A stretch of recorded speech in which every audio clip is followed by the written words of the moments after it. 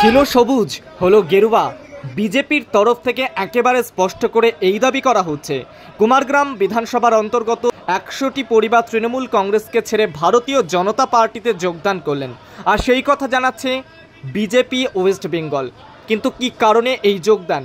নীতিহীনতা, তোষণমুখী রাজনীতি, শিল্পহীনতা, বেকারত্ব, এই নানাবিধ কারণকে সামনে রেখেই এভাবেই যোগদান করলেন 100টি পরিবার, দাবি করছে বিজেপি ওয়েস্ট বেঙ্গল।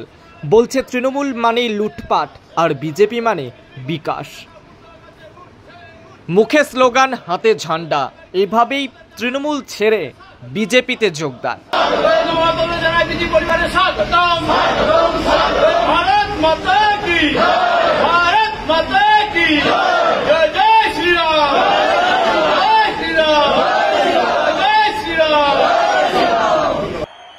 হ্যাঁ, ঠিক কথা বলছি, সত্যি কথা। তৃণমূলের 21শে জুলাইয়ের পর খেলা শুরু করছেন মিঠুন চক্রবর্তী। বিজেপির ঝান্ডা ধরে খেলতে নামছেন তিনি। হ্যাঁ, একেবারেই সত্যি কথা তিনি বলছেন। জনগণের উদ্দেশ্যে এভাবেই তিনি জানাচ্ছেন যে সত্যি কথা বলছি, একটাও মিথ্যে নয়। আমি আপনাদের সঙ্গে মাঠে নেমে লড়াই শুরু করব। মোদিকে কথা দিয়েছেন তিনি, আর সেই কথাই রাখতে চাইছেন মহাগুরু। আপনাদের সাথে থাকবো, আপনাদের সাথে কথা বলবো, আপনাদের প্রবলেম জানবো।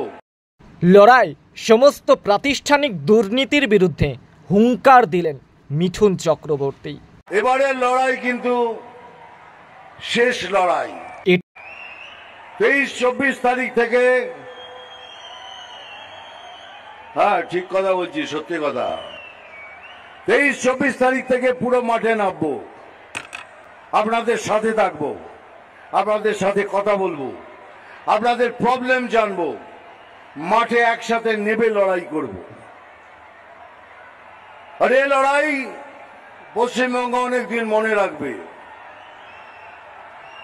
বিজেপি হেরে যাওয়ার প্রার্থী নয়, বিজেপি হেরে যাওয়ার প্রার্থী নয়।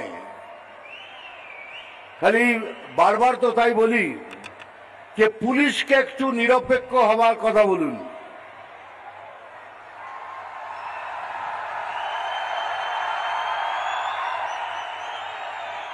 হ্যাঁ, এটাই বলছি, পুলিশকে বলুন একটু নিরপেক্ষ হয়ে যান, তারপরে দেখুন বিজেপি কি করতে পারে।